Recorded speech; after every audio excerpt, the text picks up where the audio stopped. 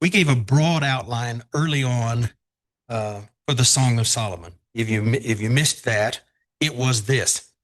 It was about the beauty of courtship, starting out chapter 1 and in verse 2 on through chapter 3 and verse 5.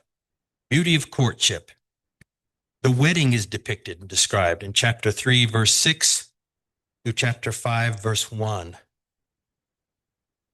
The two people maturing in marriage, chapter 5, verse 2 to chapter 8, verse 4. Notice the amount of time, verse-wise, devoted to each one of these things. Courtship, chapters 1 to 3. Wedding, 3 to 5. Maturing in marriage, 5 to 8. The very first of chapter 8, there's a concluding statement about the nature of love. We've read that a few times. Chapter 8, verses 5 through 7. And then something like an epilogue on the origin of love that's then from that point on to the end of chapter 8. Last week, we were listing a few guide markers along the way of the book. Since you live in Colorado, you're probably familiar with trail markers, certainly, or guide markers. Hopefully, you've been able to take advantage of our trails, mountain trails at certain points of time. And this is kind of like that. Guide markers. Number one, remember the book is not a book. It's not any book with which you are familiar. Remember that. It's a song. Maybe more similar to an album when I was young. The way albums were then, where you'd have a single album, you could actually open up a physical album with an LP and read about the various songs and maybe the theme of the artist. And that's kind of what this is like. It's like an album written by Solomon, I'm suggesting to you, with several songs that follow the theme of the album. But there are different distinct songs, I think. But again, you read through it and see what you find there. But each song selection should be read by us then with lyric poetry in mind and looking for what we're starting to see as the theme as we are interpreting what we're reading, and then follow that theme and see if that's true. And if it's not, then you start back and you try a second time. So that's guide marker number one. It's not a book. Looks like a book, smells like a book, not a book. It's a song. Guide marker two. Not only is it in the song format, it's a song primarily about human love. It's primarily about human love, set out within the context of marriage as created and defined by God. And as such, you'll find some explicit language describing love and desire and intimacy between a monogamous, committed, devoted couple as they court each other and then learn about each other and then move toward a marriage for life. Two souls devoted to each other and only each other. Then you'll see that also. So that's the second one. Guide marker three, the song being first about human love. The intimate love is within the context of God's marriage design. That does not mean that we should not look for what this says about God's love for man or man's love for God. This is not some secular song, beautiful though some secular songs might be. This is Hebrew poetry. There's Hebrew terminology in it. Like we've said along, the good commentaries can help us with these particularities about this. Hebrew poetry, Hebrew words and terminology. It's set in the context of the Hebrew world. There's a Hebrew author. So much of that time period is reflected in its approach to the description of marriage and what's taking place at this. So it's good to remember that these songs about human love set in the context of marriage is found in the Bible, not just a marriage that's out in the world at any time since that time, but the marriage that's described in God's word, originally in Genesis, and then continuing forward from there. And the specific contextual setting of Hebrew theology about marriage is what you're reading about there. It's God's marriage. God described marriage. It's a marriage with which you are familiar as well, because that carries on through the new covenant as well. But there are some particularities that it's helpful to be mindful of that as you're reading through it. And like some of Revelation that we saw, and we were studying that, it should be read with a mind and an eye for the context of Old Testament writing and terminology. There's a lot of this almost identical language that you'll find in Proverbs and Ezekiel and Jeremiah. I mean, the same kinds of language, even the intimate descriptions, similar kinds of language. And like Revelation was further explained to us as we would reference the exact language that was also found in Daniel and in Ezekiel and in other places in the Old Testament.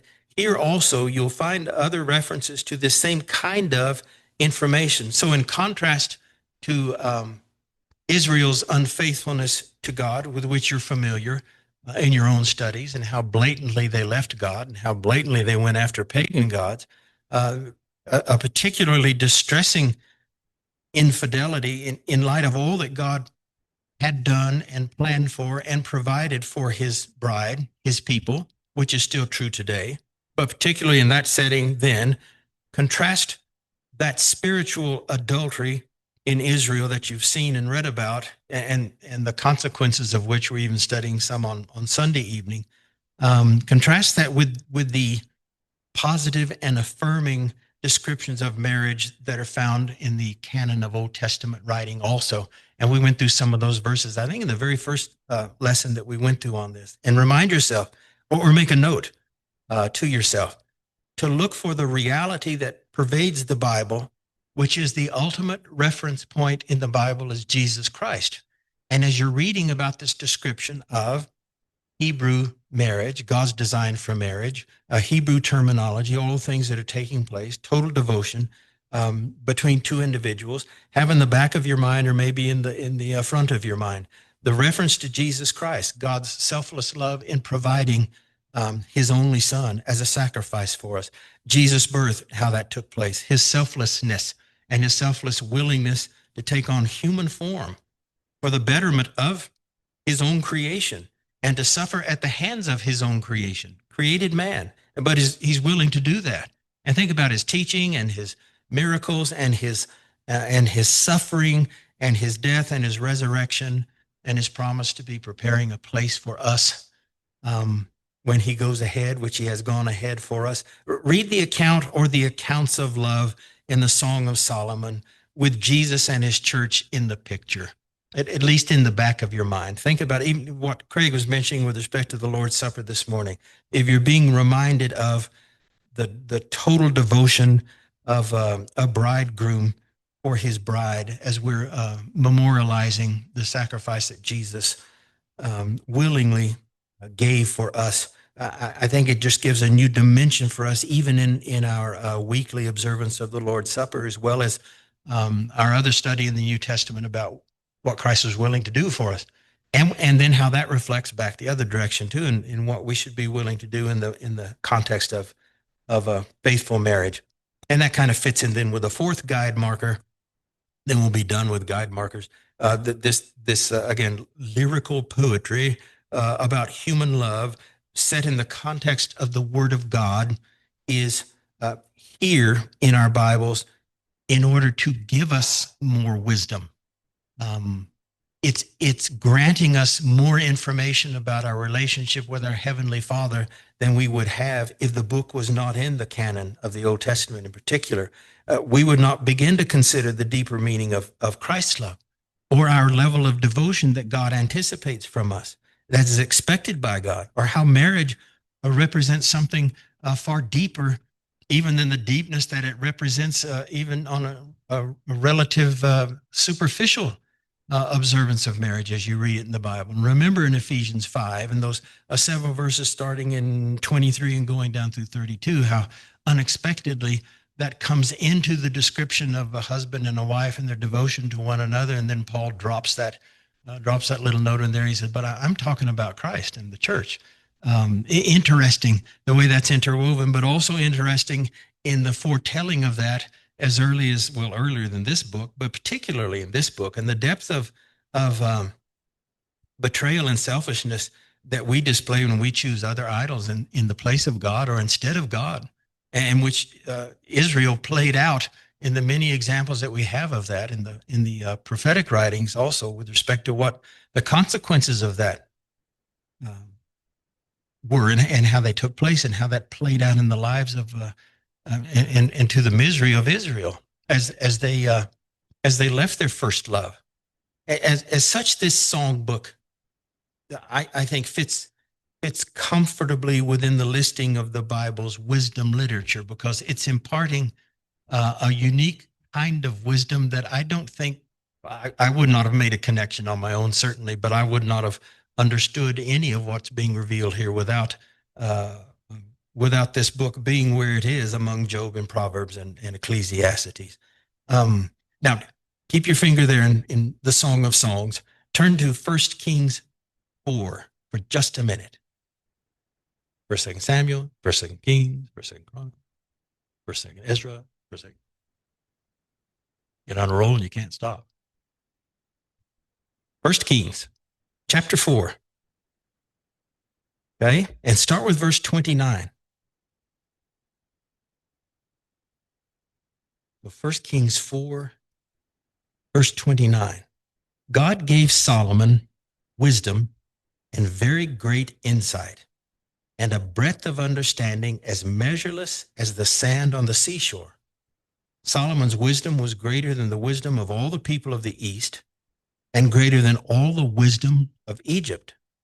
He was wiser than anyone else, including Ethan, the Ezrahite, wiser than Haman, Kakol, Darda, the sons of Mahal, and his fame spread to all the surrounding nations. He spoke 3,000 proverbs, and his songs numbered 1,005. He spoke about plant life, cedar of Lebanon to the hyssop that grows out of walls. He spoke about animals and birds and reptiles and fish. From all nations, people came to listen to Solomon's wisdom, sent by all the kings of the world who had heard about this wisdom. Now look back at that for just a second. Out of his 1,005 different songs, 1,005 songs, only this one, Song of Solomon, carries the self-description by Solomon himself in chapter 1 and verse 1, which is what? This is the song of all songs. That's the literal language. This song is the song of all songs. Solomon picks this one out of his 1,005 and describes it that way. I do believe, now I'm telling you what I believe. I believe this song, like the book of Ecclesiastes, which immediately precedes it, which we noted last week, I believe this song was written in Solomon's older age and somewhat in contrition and admission about what had gone wrong before by all of the bad choices that he made. The things done by him during his earlier life were wrong, and they were ungodly, and they separated him from God. I think this is a retrospective by Solomon, looking back. He writes Ecclesiastes, as you recall, with the admonition similarly that he had tried every means available to a human during his life to live without God. Everything you could do, ruled by human success and human wisdom and great wealth and great power. And he found that all of life lived without God was completely empty and vain and was meaningless and completely unsatisfactory. And he had the means to try everything, and he did. So in there also, he's looking back on life and reminding people of truth that they need to know. I think he writes the Song of Songs saying, don't imitate my love life. Imitate theirs. These two young people, one of which was him, one of who is him. Those people, when they were young and approached love and marriage the way it's intended by God and the way it was designed by God, emulate the simple, monogamous, faithful, passionate love for each other that you see there. Now that's what I think. You're sensible folks capable of reading and deciding what you see there for yourselves. And I encourage you to do that as you read through it. But don't base your conclusions on what the world describes as love or what the world tells you marriage is. Base it on what God tells you. At least have that threshold of God's wisdom as you look at this and you decide what's being shown to you in this uniquest of books in all of the Bible, I think. You might also remember that the book of Ecclesiastes had two phrases that hold the key to understanding that entire book. Because if you recall, the book is written as I did this life was vain and life was empty. And he repeats that all the way through, almost all the way through. And many interpreted that as being a statement so dour about all of life and so godless about all of life, they could not see a book where all of life and life endeavors are described as vanity and meaninglessness as fitting in the canon of inspired books. And there were several various movements to have Ecclesiastes taken out of the Bible. But then the keys were discovered. The keys were discovered within the book that give insight and understanding to the entirety of Ecclesiastes. One phrase, two different phrases. One, life lived what? Under the sun. And the other one, life lived under heaven. Life lived under the sun was the description of life lived without the advantage of wisdom from above. But looking at what at that time especially was looked at as the highest order of human wisdom, which was the sun, or the sun god. Life lived under the sun yielded all of these horrible things that Solomon said are vanity and worthlessness and a chasing after the wind, disappointing and fleeting, and leave me disappointed and distracted and disillusioned.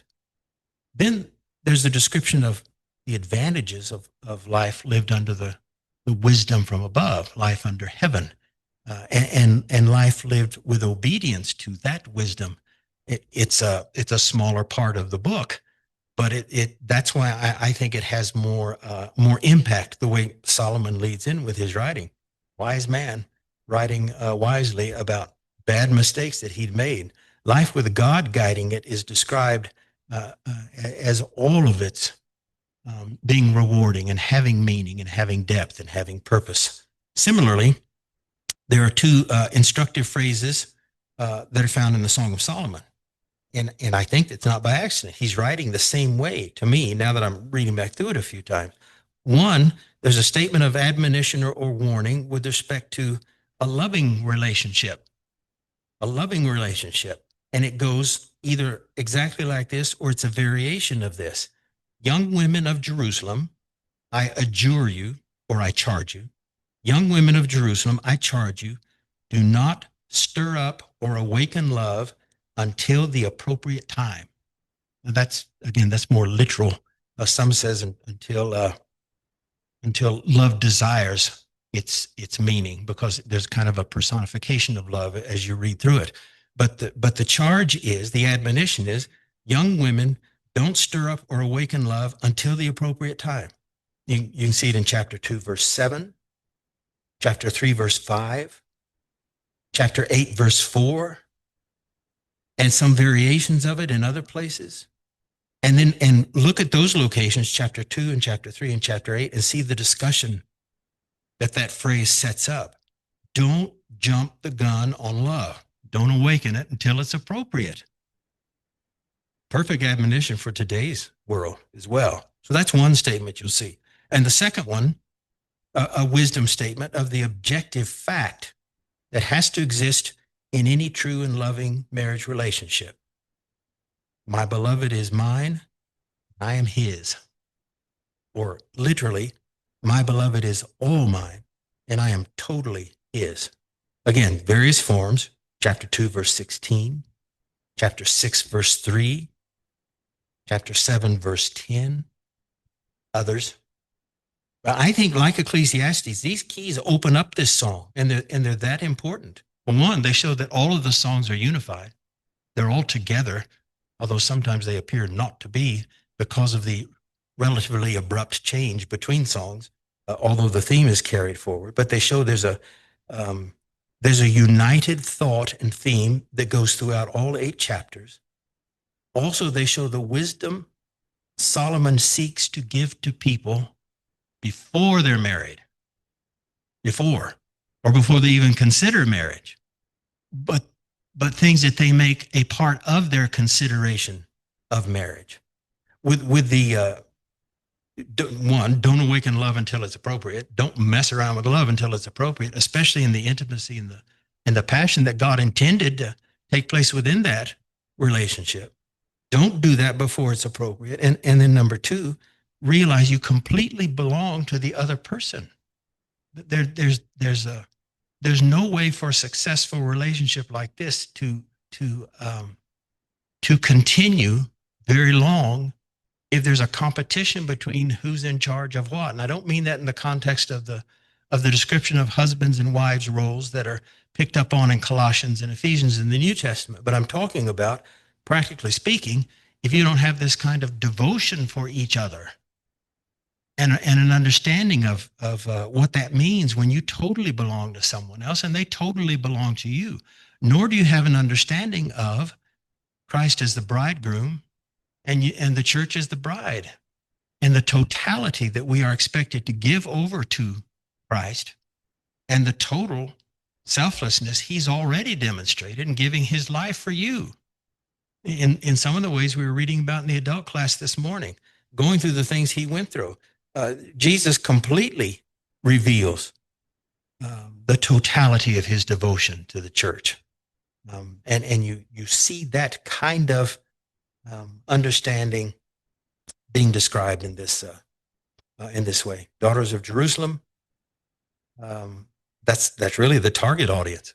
The unmarried in general is the target audience, but it's for married also. But the target audience that he spends so much time on in this book, Daughters of Jerusalem, and what they should know about before they ever enter into marriage, but what they should consider. Similarly, Jesus is so pointed in what he describes as what his disciples should know and what they should count as cost before they ever consider following him and thinking that they can. He wants them to think before they act. It's not an emotionally based situation in either case, marriage or devotion to Christ and becoming his child, the child of God. It's emotional based on an understanding, very strong emotion based on understanding. But emotion does not lead in either situation, and you'll see that described there. I'm suggesting, and like I said, you're sensible. You can read and understand this, and I trust that you will. Now, again, next week we'll pick up with a little more of this. Just because of the structure of the book, there are things that I think are best left to individual study, and we will leave them there.